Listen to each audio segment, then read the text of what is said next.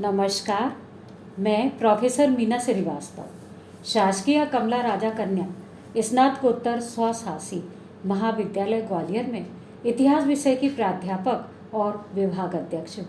और आज हम बात करेंगे कच्छप घाट राजवंश के काल में ग्वालियर की राजनीतिक और सांस्कृतिक स्थिति के बारे में। 10वीं सदी ईस्वी के मध्य में 12वीं सदी ईस्वी के पूर्वार्ध तक ग्वालियर तथा इसके आसपास के क्षेत्र पर कच्छप घाट राजवंश का राज्य था। अभिलेखों से इस वंश की 3 शाखाओं से संबंधित प्रमाणित साक्ष्य प्राप्त होता है।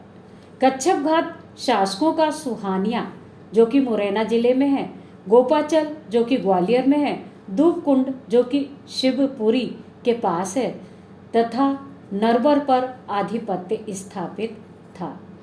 वर्तमान में कच्छप घाट वंश को कुशवाह और कछवाए भी कहा जाता है। भारत में इन्हें अयोध्या के राजा दशरथ के पुत्र राम और राम के पुत्र कुश की संतति बतलाते हैं। जनश्रुति के अनुसार प्रथम राजा नल ने विक्रम संवत 8 ईसा से 50 वर्ष पूर्व नरवर या नलपुर गढ़ की नींव डाली। कच्छप घाट की यह शाखा जिसमें गोपाद्री पर अधिकार किया था, उसने मूलतः कुतवार और सिंह पानिया के क्षेत्र में शक्ति संचित की थी। लक्ष्मण के पुत्र वज्रदामा ने सन 977 ईस्वी में गुर्जर प्रतिहार शासक विनायक पाल को हराकर ग्वालियर पर कब्जा किया और यहाँ कच्छप घाट शासन की नींव डाली। हरिहर निवास द्विवेदी ने सुहानिया, धूपकुंड एवं नरवर पर शासन करने वाले कच्छप घाट वंश के शासकों की सूची प्रस्तुत की है, जो कि इस प्रकार से है। लक्ष्मण लगभग 950 से 975 ईस्वी तक, वज्रदामा लगभग 975 से 1000 ईस्वी तक, मंगल राज लगभग 1000 से 1015 ईस्वी तक, कीर्तिराज लगभग 1015 से 1035 ईस्वी तक, मूलदेव लगभग 1035 से 1055 ईस्वी तक, देवपाल लगभग 1055 से 1085 ईस्वी तक, पद्मपाल लगभग 1085 से 1093 ईस्वी तक, महीपाल लगभग 1093 से 1004 ईस्वी तक, रत्नपाल लगभग 1104 से 1130 ईस्वी तक, अजयपाल लगभग 1194 ईस्वी से एवं सुलक्षण पाल लगभग 1196 ईस्वी में शासक रहे थे। डोभ या धूपकुंड के कच्छप घाट शासक कौन थे? तो सुनिए, युवराज लगभग 1000 ईस्वी के समय में था। अर्जुन लगभग 1015 से 1035 ईस्वी के समय में था। अभिमन्यु लगभग 1035 से 1045 ईस्वी के समय में था। विजयपाल लगभग 1045 से 1070 ईस्वी के समय में था। विक्रम सिंह लगभग 1075 से 1100 ईस्वी के समय में था। अब हम नरवर के कच्छप घाट शासकों के बारे में आपसे चर्चा करेंगे। गगन सिंह लगभग 1090 ईस्वी में था। शरद सिंह लगभग 1090 से 1105 ईस्वी के समय में था। वीर सिंह लगभग 1105 ईस्वी से 1125 ईस्वी के समय में था। और दूलाराज या तेजकरण सबसे आखिरी इस वंश का शासक था। कच्छप घाट राजवंश के समय में राजनीतिक और सांस्कृतिक उन्नति किस प्रकार से हुई थी उसके बारे में सुनिए। सुहानिया या सोनिया ग्राम ग्वालियर से उत्तर पूर्व में आसन नदी के बाएं किनारे पर स्थित है। अनुश्रुति यह है कि यह ग्राम कभी बहुत बड़ा नगर था और 12 कोस के घेरे में बसा हुआ था। इस नगर के 4 द्वार थे। सुहानिया का नाम पद्मनाभ के मंदिर के शिलालेख में सिंह पानिया मिलता है और उसे अद्भुत भी कहा गया है। अद्भुत सिंह पानीय नगरे येन कारितः। सुहानिया में विक्रम संवत 1034 977 ईस्वी का जैन मूर्ति लेख प्राप्त हुआ है। इस अभिलेख में उत्तीर्ण है कि संवत 1034 श्री वज्रदामन महाराज धीराज बैसाख बदी 5वीं। उपर्युक्त अभिलेख से स्पष्ट होता है कि वज्रदामा ने जैन धर्म को राजाश्रय प्रदान किया था और उसके राज्य में जैन मूर्तियां स्थापित की जाती थी। साथ ही वज्रदामा महाराजाधिराज की उपाधि से भी विभूषित रहा था। अब हम बात करेंगे ग्वालियर की। ग्वालियर में सोहानिया के कच्छप घात राजा मूलदेव ने 1035 से 1055 ईस्वी तक राज्य किया था। इनके राज्य में जैन धर्म से संबंधित तीर्थंकर महावीर स्मृति ग्रंथ में यह उल्लेख प्राप्त होता है कि आम राजा के समय में गोपाचल पर एक विशाल जैन मंदिर बना था। कच्छप घात राज्याधिकारियों ने संभवतः गढ़ की सुरक्षा की दृष्टि से जैनियों का गढ़ पर प्रवेश और इस मंदिर में पूजा पाठ का कार्य बंद करवा दिया था।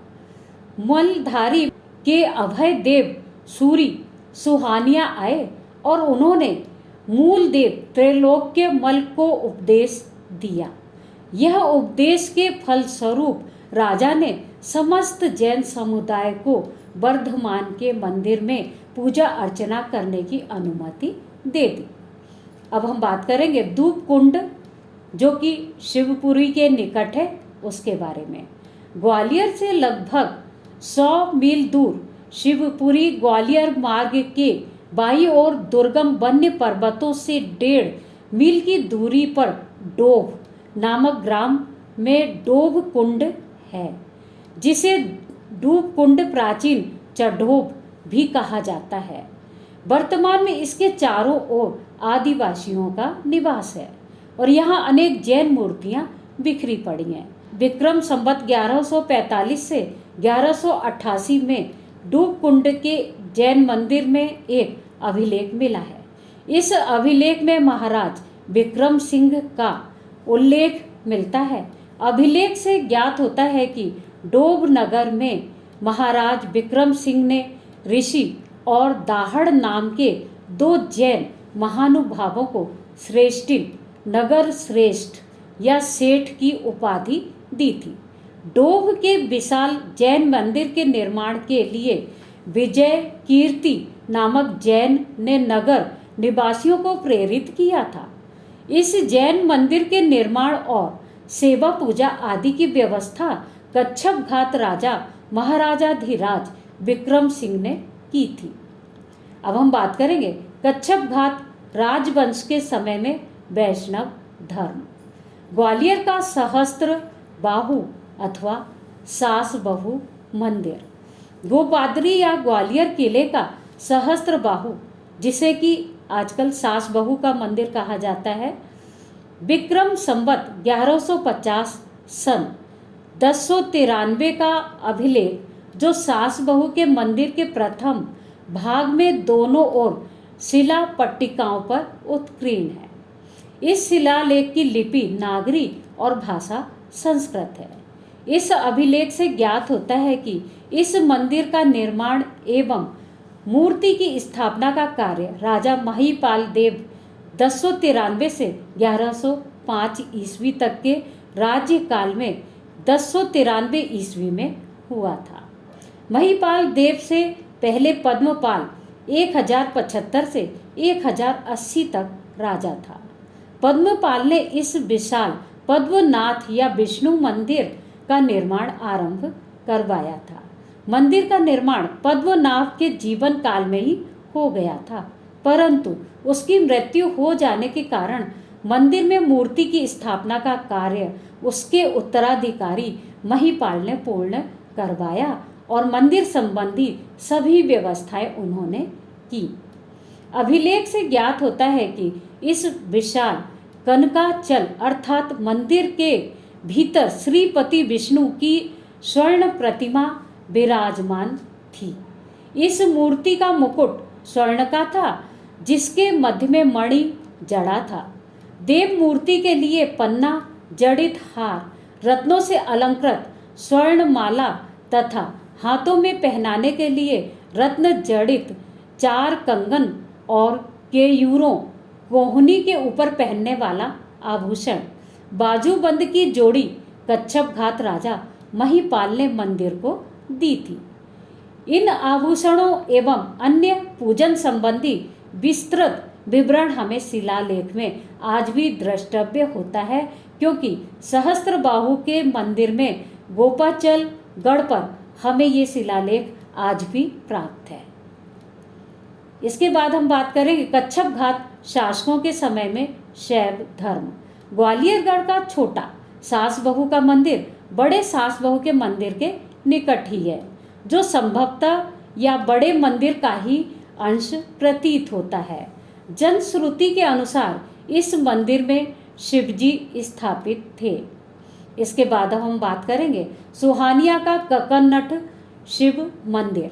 कीर्तिराज 10,015 से 10,035 ईस्वी तक कच्छप घात के राज्य में महमूद गजनबी ने 1021-22 में ग्वालियर पर आक्रमण किया था। इस आक्रमण में सफलता एवं मालव राजा को पराजित करने के उपरांत अपनी विजय के उपलक्ष्य में कीर्तिराज ने सिंह पानिया नगर अर्थात सुहानिया में पार्वती पति शिव के एक प्रासाद का निर्माण करवाया था। यह मंदिर आज भी है, जिसे हमने भी देखा है। मंदिर को देखकर उसकी भव्यता का अनुमान लगाया जा सकता है। इस मंदिर के संबंध में सास बहू के मंदिर के अभिलेख में उत्कीर्ण यह पंक्तियां इस प्रकार से हैं। अद्भुत सिंह पानीय नगरे येन कारितः कीर्ति स्तंभ इवा भाति प्रासादः पार्वती पतेः। कीर्तिराज के पुत्र मूलदेव, जिसे भुवनपाल और त्रैलोक्यमल के नाम से भी जाना जाता है, जिसका राज्य 1035 से 1055 ईस्वी तक था, उसके राज्यकाल में ग्वालियरगढ़ में मथुरा से आए हुए मनोरथ नामक कायस्थ, जो कि मूलदेव की आय व्यय का हिसाब देखते थे, इन्हीं मनोरथ के पुत्र मणिचंद्र ने स्मरारी अर्थात कि शिव का मंदिर बनवाया था। मणिचंद्र के पुत्र मधुसूदन और आशा चंद्र ने हर शिव का मंदिर बनवाया था। मंदिरों में दान की व्यवस्था भी थी, जिसके बारे में यह उल्लेख प्राप्त होता है कि विक्रम संवत 10,038 अर्थात कि सन 981 ईस्वी के कक्कुक के शिलालेख से ज्ञात होता है कि वज्रदामा कच्छप घात ने गोपाचलगढ़ के कन्नौज के प्रतिहारों का आधिपत्य समाप्त करने के उपरांत कच्छप घात का विरुद्ध धारण किया था।